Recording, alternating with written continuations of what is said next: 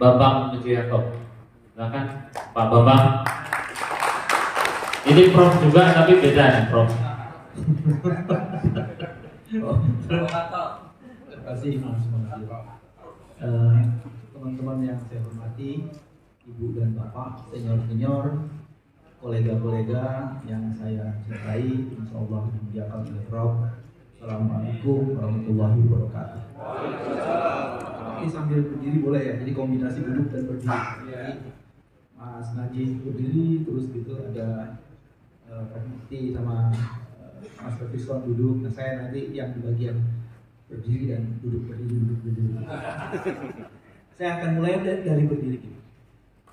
Gini teman-teman, ada dua ketetapan MPR yang secara sengaja dilupakan oleh rezim atau orde reformasi. Dia ketetapan MPR nomor 11 tahun 1998 dan TAP MPR nomor 8 tahun 2021. Ada, saya mau bilang 3, cuma saya nggak suka dengan angka 3. Jadi saya bilang 2A dan B, 1, 2A dan 2B. Ada yang kepengen 3 kali soalnya kalau begitu. Saya nggak suka angka 3-nya sekarang. Yang pertama, kedua TAP MPR itu menyatakan dengan sangat tegas sekali. Ini saya mau hubungkan dengan pernyataannya Mas Ferguson. Demokrasi ekonomi. Di situ dijelaskan dengan sangat tegas, ada daulat rakyat di situ.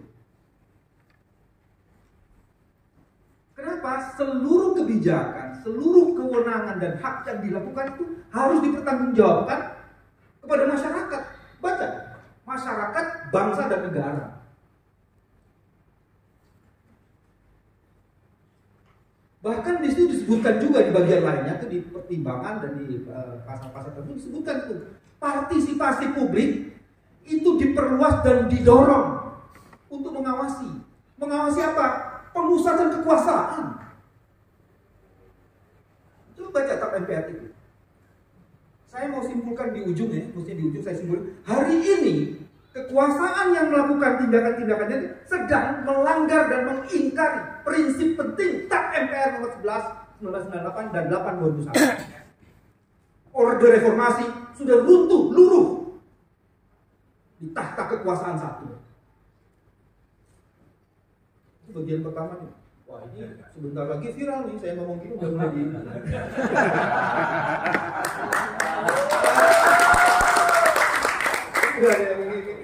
ini untuk di sini aja dari keluarga.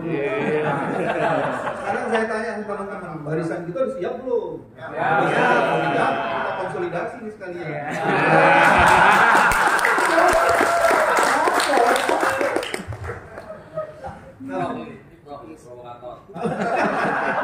Proyek keluar proyek. Jadi bagian pertama itu. Dua TAP MPR itu dahsyat, Mas. Jadi saya ingin mengawinkan demokrasi ekonomi dan daulat rakyat. Dan kalau saya membuat narasi atau tafsir terhadap pasal 1 Undang-Undang Dasar 45 itu jadi menarik. Indonesia negara hukum, kedaulatan di tangan rakyat. Pasal 1 ayat angka 3. Itu artinya apa? Hukum harus berpihak, berpucuk pada kepentingan rakyat dan daulat rakyat. Itu tafsirnya. Fakultas hukum harus begitu tafsirnya. Jika ada hukum yang tidak berpihak dan berpucuk pada kepentingan rakyat, dia bukan negara hukum. Versi pasal 1. Itu jelas tuh. Bagian pertama itu di TAP MPR. Bagian yang kedua yang paling menarik sekali, dan itu tidak dilaksanakan selama lebih dari 22 tahun. Setiap pejabat negara yang diangkat harus melaporkan dan bersedia diperiksa harta kekayaannya. Gak ada skandal Sambo kalau kemudian TAP itu betul-betul diterapkan dan tegakkan. Tidak ada. Dan ketika KPK tidak menerima laporan dan tidak melakukan apapun, hanya mengatakan kami sudah koordinasi hanya koordinasi dengan Kapolri, dia secara sengaja pimpinan KPK telah tidak melaksanakan TAP MPR itu. Itu yang terjadi hari ini. Jadi strategi untuk menangkap para koruptor itu bukan follow the suspect, tapi follow the money melalui LHKPN itu. Tapi LHKPN kita bersifat administratif. Kan simpel saja. Bukan tidak boleh kaya, silahkan kaya, tapi asal sumbernya jelas. Para pengusaha ini boleh aja hebat, tapi sumbernya jelas. Jadi yang kedua itu soal yang berkaitan dengan laporan harta kekayaan penyelenggara negara. Nah, kalau ini bisa diterapkan, itu menjadi menarik. Dan menurut saya, itu yang mesti didorong sekarang. Nah, bagian yang ketiga, di dalam kedua tab itu, dia mengatakan begini. Kenapa terjadi korupsi yang luar biasa? Dan korup itu bisa terjadi di lembaga-lembaga, karena ada pemusatan kekuasaan. Nah, sekarang mari kita periksa hari ini. Apakah terjadi pemusatan kekuasaan atau tidak? Mohon maaf ya, saya menggunakan ini. BIN, siapa yang periksa? Ini bukan soal Budi Gunawan ya. Kita mesti periksa. BIN siapa yang periksa? Bukankah itu terjadi pemusatan kekuasaan? Nah, lagi-lagi teman-teman, hari ini yang namanya check and balance itu masih ada apa nggak sih? Ada. Kalau tidak, sebenarnya rezim reformasi ini sudah runtuh sebenarnya. MPR tak mampu lagi ditegakkan. Nah, saya bagian pertama ini mau mengingatkan itu. Ini 3 menit nih yang pertama. Sekarang 3 menit kedua. Saya mau ubah judul. Ini mati ya? Oh, bagian saya memang sengaja dimatikan.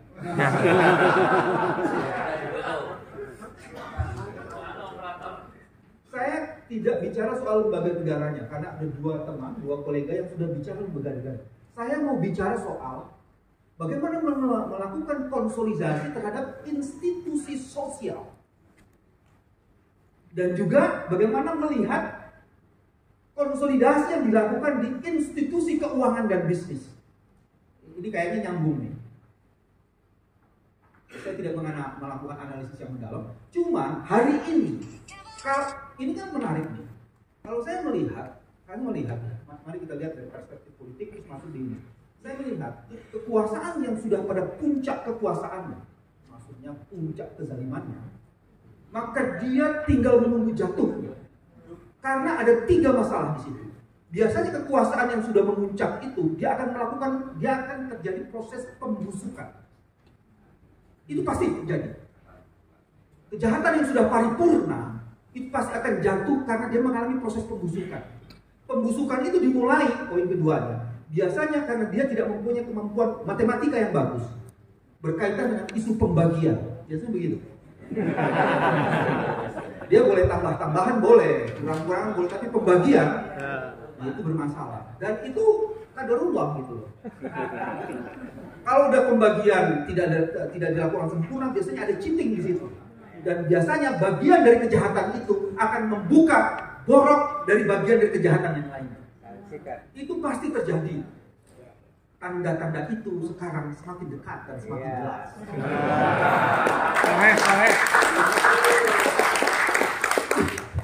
Iya, bayangkan dari isu soal selingkuh, tapi kemudian ada bunker 900M. Itu gimana ceritanya? Videonya tetap divideokan ini.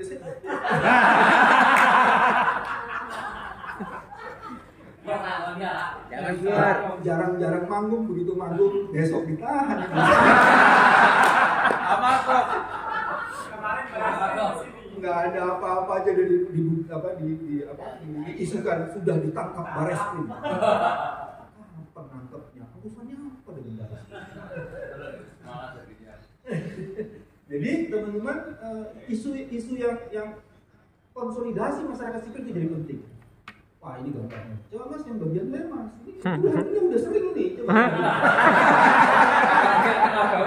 Belum bisa. Masya Allah. Sudah disuruh kopi ternyata salah kopinya. Itu tanda-tanda juga kebaikan. Kebaikan selalu menemui jalan menuju. Tadi sudah di kopi katanya tidak berhasil kopinya. Dicolok aja Mas, kalau pakai hadiah ini dicolok aja. Kebaikan selalu ada kendala. Selalu kebaikan ada jalan itu. Jadi konsolidasi social institution itu menjadi penting, dan ini dilupakan. Kalau saya hari ini datang ke sini, ini sebenarnya bagian ingin memperkuat konsolidasi itu. Di lain-lain tempat itu tidak terjadi konsolidasi, degresi. Bisa ya? Ada ininya ya? Sandi ya. Bentar ya dulu. Tambah waktu. Di password supaya aman.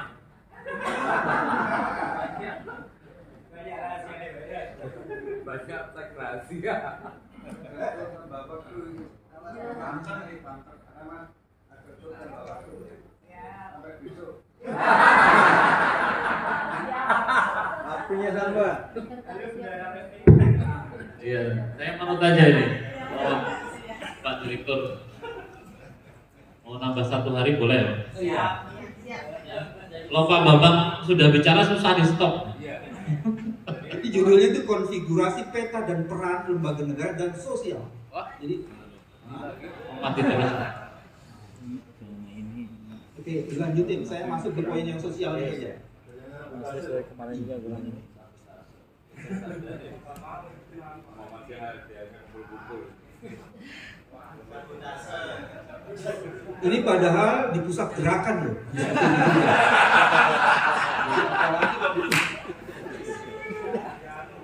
Ya coba lihat semua ya teman-teman di sini ya. Setiap negara memiliki institusi, setiap negara membutuhkan organ dan lembaga negara, oke. Ini tidak terbantahkan, kita butuh itu. Terus setiap negara juga sebenarnya memiliki institusi sosial dan lembaga ekonomi. Tidak, tadi sudah dijelaskan itu. Sebelum Indonesia merdeka saja kita sebenarnya sudah punya yang disebut dengan lembaga-lembaga ekonomi yang bercorak kapitalisme itu kan. Semua organ dan lembaga itu saling berinteraksi satu dan lainnya. Nah itu juga yang menarik. Dalam interaksi itu, kemudian ada banyak hal terjadi. Mari kita periksa lembaga negara kita yang dibentuk, yang marwahnya seharusnya tadi sesuai dengan TAP nomor 11 dan TAP nomor 8. Mari kita periksa. Lembaga seperti Komisi Yudisial, Ombudsman, apalagi KPK, itu sebagai the state auxiliary bodies itu memang ada, tapi dia sudah di hijack. Bagaimana cara menghijacknya dengan 2? 1, 2A dan 2B. Bagian pertama cara hijacknya itu adalah lembaganya ada, tapi proses rekrutmennya itu dikuasai oleh kekuasaan sehingga dia bisa menyaring siapa saja yang akan menjadi pimpinan. Ada ide bagus dari Mas Haji dan teman-teman mau mencoba, ada satu baru diskusi Mas ya, diskusi ke studi untuk menyatukan lembaga-lembaga pengawas. Itu keren. Cuman apa jaminannya kalau kita bentuk proses rekrutmennya itu tidak dibajak oleh kekuasaan? Karena masalahnya ada di situ. Terus yang kedua, pengendaliannya adalah seluruh rekomendasi yang dihasilkan dari lembaga ini tidak enforceable. Kurang apa ketentuan pasal yang ada di dalam ombudsman? Rekomendasi itu harus ditindaklanjuti. Kalau tidak ditindaklanjuti, Mas Najib bisa apa? Ngapain Mas? Bisa apa Mas? Nggak bisa apa-apa. Kekuatan itu hanya di atas kertas. Kalau uang kekuatan kertas tidak bisa beli. Ini kekuatan cuma rekomendasi Mas Najib. Rekomendasi ini. Kalau saya tidak ikuti, terus saya bisa diapain? Nggak ada gunanya itu kertas itu. Jadi sekarang adalah apakah kalau nanti terjadi konsolidasi baru, ya, semua rekomendasi itu punya daya enforcement, Misalnya sederhana aja, pimpinan yang tidak menindaklanjuti rekomendasi dari lembaga seperti Ombudsman dan Komisi Yudisial, maka dalam 30 hari dia harus diturunkan dari jabatan. Itu kan keren. Nah, itu Mas yang mestinya diminta. Jangan lagi yang seperti Mas Redison bilang, yang teknis-teknis kita nggak begitu penting yang teknis-teknis. Tapi memang perlu dilakukan hal-hal teknis kalau kita sudah di kemenangan. Ini kita udah seolah-olah kita jadi orang kalah terus ini. Nah, bagian yang ketiga yang juga jadi penting adalah bagaimana melindungi teman-teman kita yang duduk dan sedang menjalankan kekuasaannya itu. Itu hanya ada satu-satunya tuh di Undang-Undang Ombudsman. Di KPK tidak ada, di Komisi Yudisial juga tidak ada.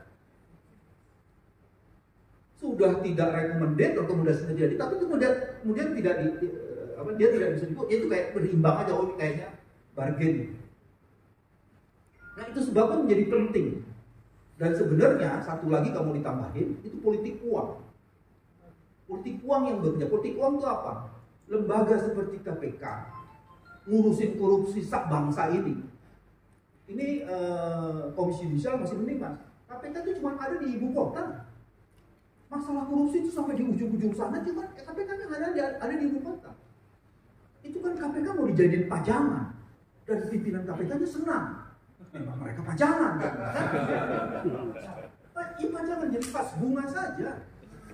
Seolah-olah korupsi itu betul-betul dikerjakan. Ngurusin LHKPN aja nggak bener. Covid seneng banget ketawa. Nah, Membenarkan. Nah ini teman-teman ya. Jadi ada konfigurasi peran dan konsentrasi kepentingan kekuatan di setiap organ. Ini yang mesti dibebaskan dan dibereskan. Kalau tidak, maka lembaga negara yang dibentuk, apapun bentuknya, dia akan tidak mengabdi pada kepentingan kemaslahatan publik. Tidak. Lanjutin. Oke, baru pendahuluan. Berarti kita betul 1 hari lagi. Nah, ini beberapa hal penting sebenarnya. Seperti tadi tujuannya memang untuk mewujudkan kesejahteraan dan keadilan, menciptakan ini yang kurang.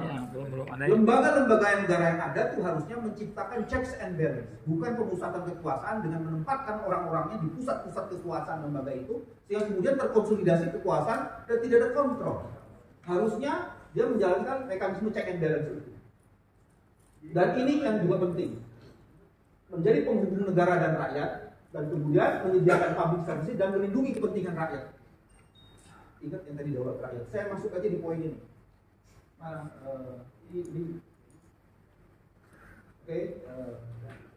nah, ini saya mau ngomong soal ini mungkin bagus untuk teman-teman di LBH.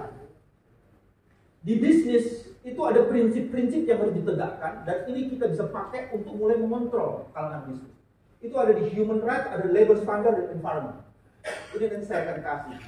Ada prinsip-prinsipnya, ada 9 prinsip dan ini International Code of Conduct.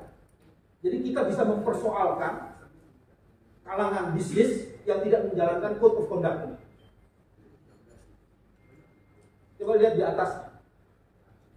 Business should support and respect the protection in internationally proclaimed human rights within their sphere influence. Dan dia tidak boleh conflict in the human rights abuse. Itu prinsip. Selain dari demokrasi ekonominya, itu urusan orang lain, tapi dalam menjalankan hak dan kewajibannya, dia harus memperhatikan ini. Begitupun di labor standarnya, begitupun di environment. Yang kedua yang juga jadi penting, kalau ngomong bisnis, itu kita ngomongin ini, 1, 2, 3, 4, 5, 6. Di setiap bisnis, itu pasti akan muncul isu land, isu forest, isu mineral, isu water. Artinya kalau LBH ini dibentuk, maka dia harus punya perspektif, bukan sekedar melihat hubungan asimetris yang terjadi, tapi juga memberi fokus pada ini. Dan yang sama sekali jarang LBH punya di tempat-tempat lain, mudah-mudahan di sini ada. Kita harus melakukan di financial resources. Jadi peta beneficiary owners dan relasi antar bisnis dengan bisnis yang lainnya. Kita bisa undang ahlinya di situ. Karena selama ini kalau nanganin kasus yang berkaitan dengan korban dari satu perusahaan itu kita cuma ngomongin human right-nya aja. Tapi kita tidak pernah pandai, oh ini ownership-nya siapa yang punya. Karena apa? Ownership-nya ini kita bisa cek dia nih, Anda ini menggunakan etik apa enggak? Jangan di sisi lain dia nyumbang gereja, nyumbang masjid, terus kemudian perusahaan jalan terus. Hampir sebagian besar orang-orang yang melakukan kejahatan, dia membentuk rupanya seperti muka desa muka. Tampak depannya seperti ini, tampak sambil ini, tapi ngerampoknya jalan terus. Kita mau tolerir nggak seperti itu? Ya. Mari saya kasih contoh. Kenapa saya menangani kasus pra-peradilan dari Mardani? Ini untuk di sini aja ya. Tidak ada nih ini. Walaupun saya tahu ini membar halus, gitu. Sebagai bagian dari public akuntabilitas, saya akan lakukan itu. Kan tadi udah jelas.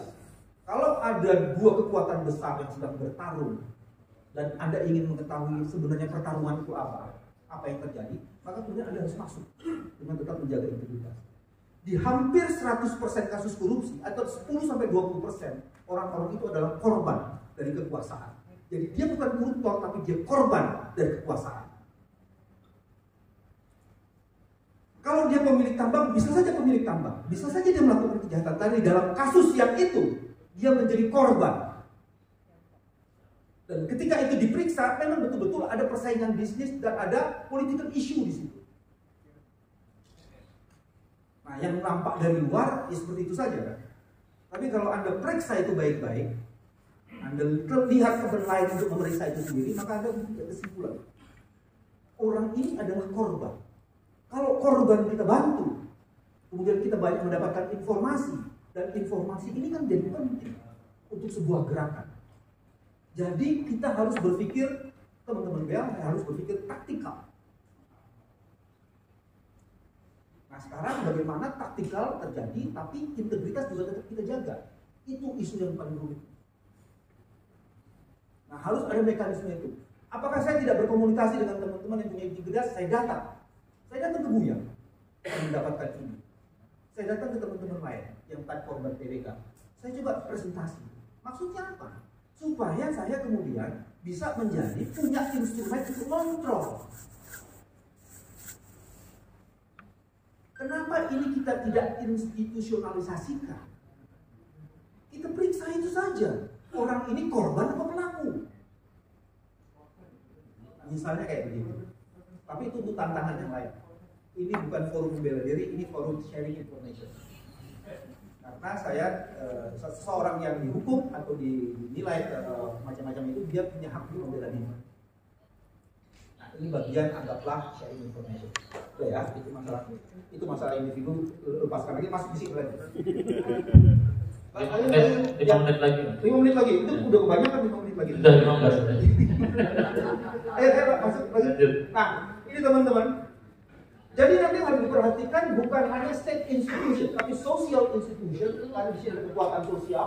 Dalam kekuatan sosial ini ada civil society, reciprocity, taking action.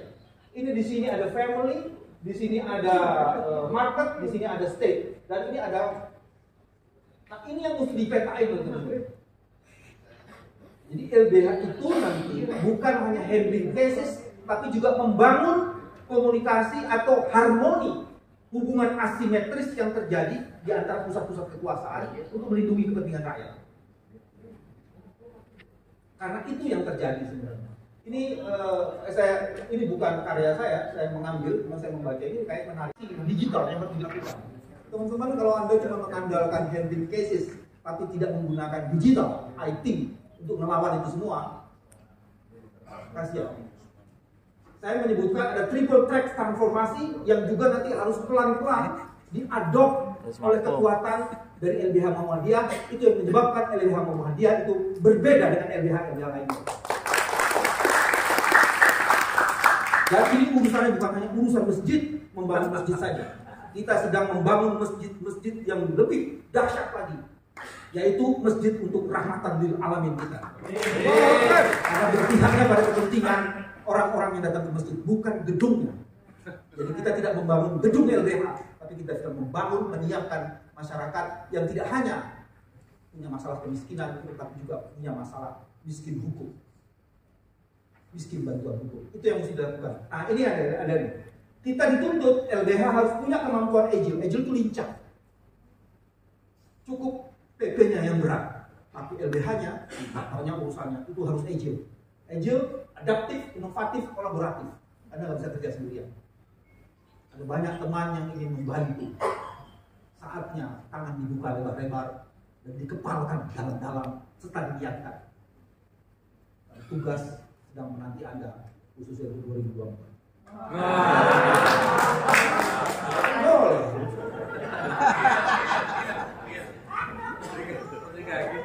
Ini pola komunikasi, pola relasi yang saya hubungkan. Sekarang itu adalah pada masa lalu kita ada state, society dan private sector itu berbeda. Nah, dan sekarang ini terjadi di sini. State-nya itu dekat-dekat dengan private sector. Sekarang ke depan nanti harusnya konsolidasi state, private sector dan masyarakat jadi satu. Jadi kemitraannya itu jelas. Nah, di sini konteks kemitraannya ada di sini. Dengan ini ada social private, dengan ini ada public social partnership. Itu mekanismenya seperti itu. Artinya apa? Kita tidak sedang vis a vis, tapi kita sedang membangun gerakan yang terkonsolidasi, yang menempatkan mitra partnership itu menjadi penting sekali di sini. Asal ideologinya berpihak pada kepentingan masyarakat.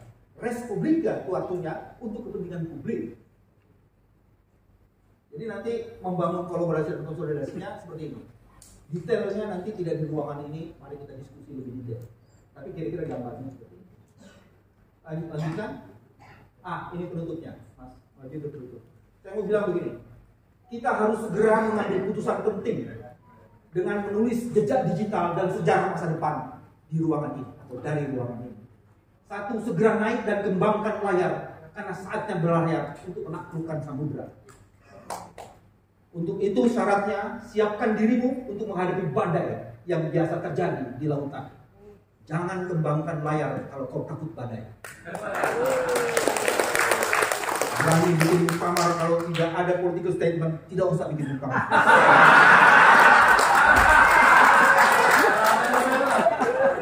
Ini yang lebih penting, Kuatkan tekad dan tingkatkan moralitas karena gelombang pasti menghadang. Tapi kita punya kemampuan mengelola kemudi untuk menghempas lautan. Selamat datang orang-orang hebat yang ada di dalam ini. Terima kasih.